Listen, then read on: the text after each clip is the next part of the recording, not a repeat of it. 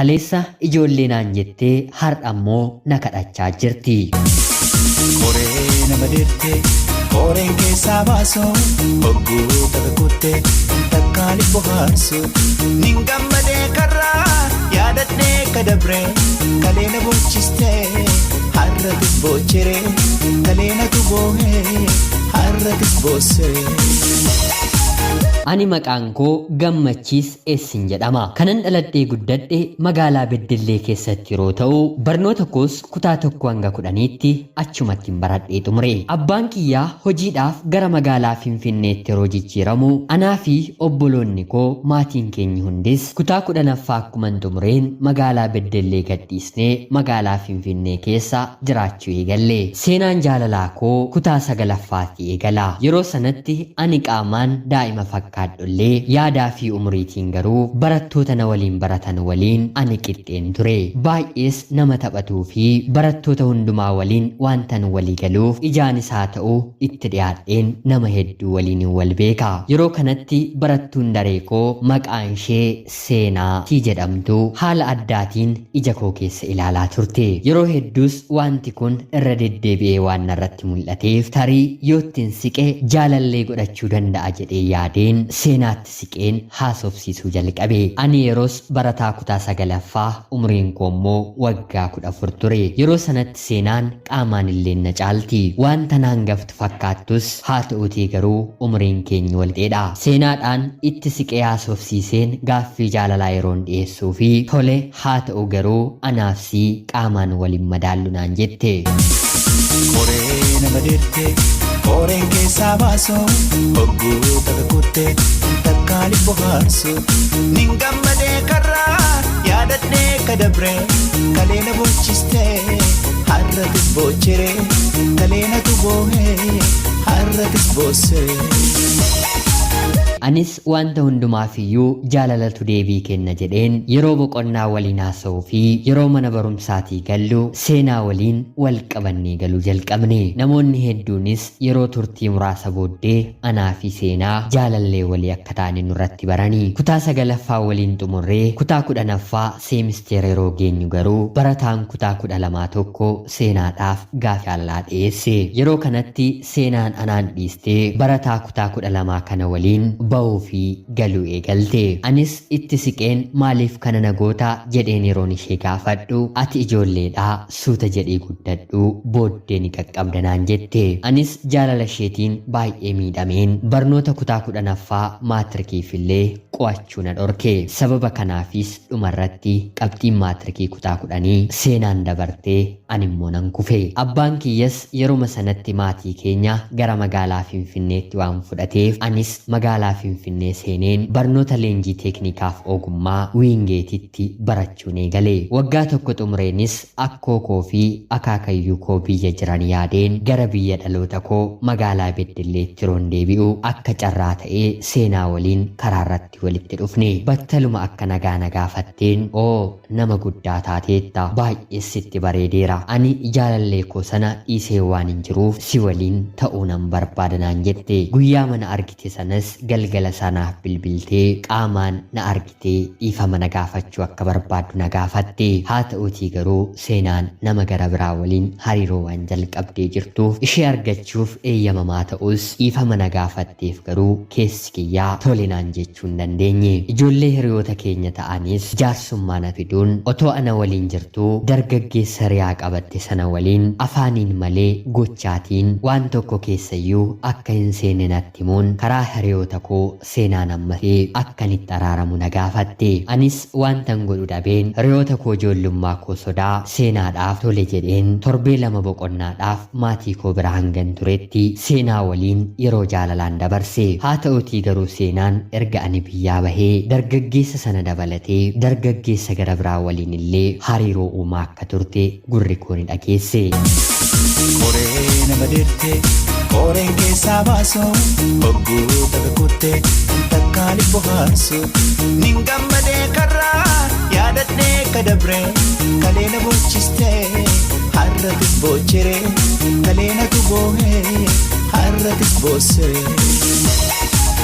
haa ta'utii garuu anatti kakattee kabaja akka qabduu fi dargaggeessa sana malee nama gara biraa waliin hariiroo uumtee akka hin beekne natti himte. haa ta'utii garuu seenaatti yeroon siqee ilaalu seenaan kabaja ishee waliin hin jirtu. maaliif na sobda jedheen yeroon ishee gaafuu na dhukkubee jennaan mana yaalaatti akkasiin ta'e malee nama gara biraa waliin kanaan duratti ciiseen hin beeku naan jette. anis wantan si jaalladhuuf wanta kanaaf jedheen kanaan booddee sirraa addan ba'u jedheen waadaa galeefiin gara magaalaa Finfinneetti imala koo raawwadhe. magaalaa Finfinnee ergan ga'ee boodas keessi koo otoo na diduu fi otoo na taajjabuu bilbileefiin sin jaalladha jechaan ture. waggaa tokko guutuus haala kanaan obsaan hin dabarse. barnoota koos hanga levelii 3tti baradheen hojiis barbaaddachuun eegale. seenaan yeroo sanatti yuunivarsiitii Amboo ishee ga'ee dipaartimentii baayoloojii barachuu eegalte. anis tarii yoo isheettiin dhiyaadhe gaarii naaf ta'a jedheen abbaa kiyyaan magaalaa Ambootii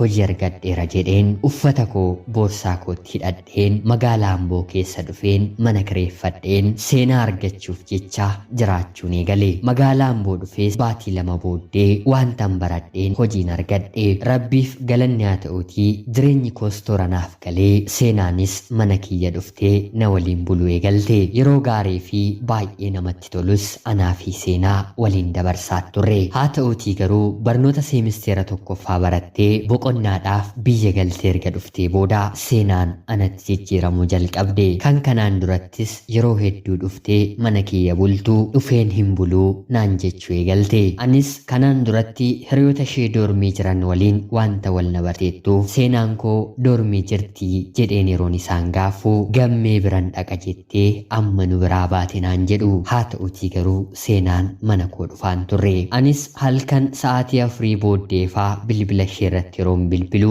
sagalee ishee asaasaa akka laayibirarii keessa jirtutti nattaasuti. anis mucayyoon kun maal ta'uu jalqabde jedheen guyyaa kanarraatii kaasee mooraa yuunivarsiitii Amboo balbalarra dhaabbadheen bakka isheen deemtu hordofuun eegale. guyyaa 2fis nama isheen bira deemtu ergan argee booda guyyaa 3ffaarratti durseen namicha waliin otoo isheen waliin argiin karaarratti isheetti dhufe. eessa deemta jedheen yeroon ishee gaafus hiriyoota koo waliin assaayimentii hojjechuu deemaan jira naan jette. haa ta'uutii garuu bakka ati deemtu waan hin bareef aabii hariiroo keenyaaf hin ta'u jedheen yeroo karaarratti isheetti himu seenaan galagaluu dandeessaa silaammoo teeknika barattee na waliin bultii ijaarrachuu yaadde suuta jedhii guddadhu naan jette. koree nama dirtee koreen keessaa baasu hogguu takka kuttee takkaan bohaarsu nin gammadee karraa yaadadhee kadabree kalee na bochistee har'atis bochiree kalee na tuboohee har'atis boossee. kaleessa seenaadhaan gaaffii jaalalaa yeroon dhiyeessuu fi qaamaan illee na caalti. har'a garuu anis guddadheen qaamaan anatu ishee caala. isa kam suuta jedhii guddadhu kan isheen naan jette gaaffii natti ta'e. guyyaa sanas aariidhaan kanaan dura umurii koo keessatti godheen beenne dhugaatii hedduu dhugeen machaa'een gara manaatti halkan sa'aatii 6 booddee galee ganama obboroos kanaan booddee magaalaa Amboo keessa jiraachuun nan barbaachisu jedheen abbaa kiyyaan hojiirraan ari'ame jechuun hojii lakkiseen magaalaa Finfinneen deeme. magaalaa Finfinneettis abbaan kiyyaa hanga hojii argattutti naan jechuun konkolaachisummaa akkan baradhu na godhe. anis tole jedheen ji'a 2 keessatti konkolaachisummaa barachuu eegaleen akkuman barnoota isaa fixeenis barnoota teeknikaa kootiin hojii gara biraan argadhe. turtii muraasa ergan hojjedhee boodas eeyyama konkolaachisummaa waan hin qabuuf manaajara dhaabbata ani keessa hojjedhu keessaatiif shufeera ta'een akkan qacaramuuf rabbi na gargaare. waggaa 2 haala kanaan ergan hojjedhee booda guyyaa tokko bilbila koo irratti bilbilli haaraa tokko naaf bilbilame. anis eenyudha jedheen yeroon kaasu seenaa akka taatee fi mana barumsaarraa ari'amtee maatii ishee bira akka jirtu natti himte. kanaan booddees guyyaa guyyaatiin naaf bilbiluu eegalte. baay'ee akka na jaallattuu fi kanaan duratti namni na dogongorsee narraa akka adda baate natti himti. anaaf nama jalqabaa naaf taatus haa ta'uutii garuu jechoota garaa garaa garaagaraatiin baay'ee na tuqxeetti. Akkan baay'ee ishee jaalladhu waan beektuuf yeroo balleessitee deebitu yeroo hundumaayyuu wanta nan isheetti araaramu fakkaata. Haa ta'uutii garuu isa lammataa kanatti naaf hin bilbiliin jedheen yeroo hedduu ergan ishee kadhadhee booda akka isheen narraa adda cittuuf ani kaleessa ijoolleen ture, ati immoo nama guddaadha. Har'a garuu yeroo ani guddadhu ati immoo jaartii natti fakkaatte. Ani ijoollee waan hin ta'eef yoo siitiin hin fuudhee haati kooyyuu maali umurii kootiin kan nama daaltu jaartii fuute naan jechuu waan dandeessuuf kanaaf narraa siiqin jedheeni. Baay'ee natti qabamtees guyyaa kanarraatii kaasee anaaf bilbilteen beektu. Keessa kootii jaalala dhugaasheef qabaadhus haala laaltee waan na jiramtuuf yoomiyyuu taanaan ani isheen barbaadu. Seenaan anaaf bareedina fuulaa malee bareedina keessaan qabdu. Ana obboleessa keessan Gammachiis S magaalaa Finfinneerraa faadhaa nagaatti galatoomaa. Koree nama dirtee koreen keessaa baasu hogguu takka kuttee takkaali bohaarsu nin gammadee karraa yaadadhee kadabree kaleena bochistee har'atis bocheree kaleenatu boohee har'atis boosseree.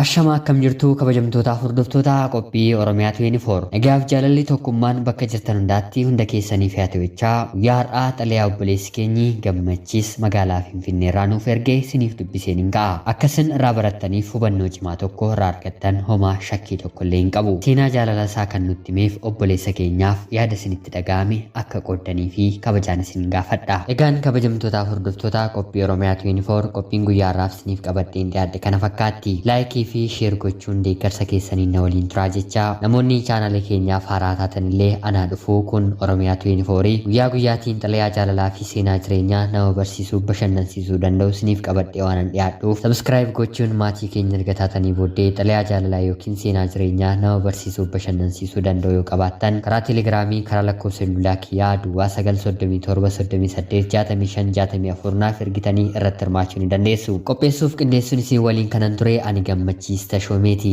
Hanga yoonaattis dhaggeeffachaa waan turtaniitiif guddaa galatoomaa jecha qophii gara biraatiin hanga walitti deebinutti addunyaa jirtan maraan turtii gaarii horaa bulaa.